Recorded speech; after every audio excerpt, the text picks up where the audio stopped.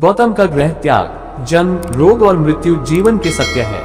राजकुमार सिद्धार्थ ने उन सत्यों का जब साक्षात्कार किया और उसके मर्म को समझा तो उसी दिन गृहस्थ जीवन का परित्याग कर वे संन्यास मार्ग को उन्मुख हो गए। वह दिन आषाढ़ पूर्णिमा का था।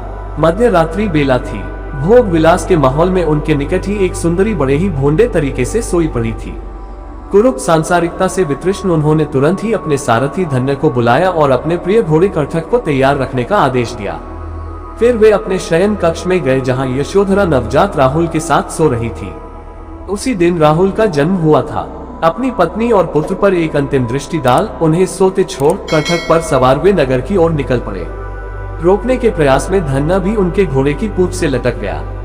कहा जाता है कि देवों ने कटक के पैरों के टाप और हिनहिनाहट के शोर को दबा दिया और उनके निष्क्रमण के लिए नगर द्वार खोल दिए थे। कपिलवस्तु नगरी के बाहर आकर वे एक क्षण को रुके और अपने जन्म और निवास स्थान पर एक भरपूर दृष्टि डाल आगे बढ़ गए। रात भर घुड़सवारी करने के बाद अनोगा नदी तक पहुंचे जो कपिलवस्तु से 30 भोजन दूर था। कटक ने 8 उसम चौड़ी नदी को एक ही छलांग में पार कर लिया। नदी की दूसरी तरफ उन्होंने अपने तमाम आभूषण उतार धन्य को दे अपने बल और दाढ़ी अपनी तलवार से काट हवा में उछाल दिए। सक्त चक्र इंद्र ने उन्हें आसमान में ही लपक तावतिंस लोक के चुल्लमणि चैत्य में प्रतिस्थापित करा दिया।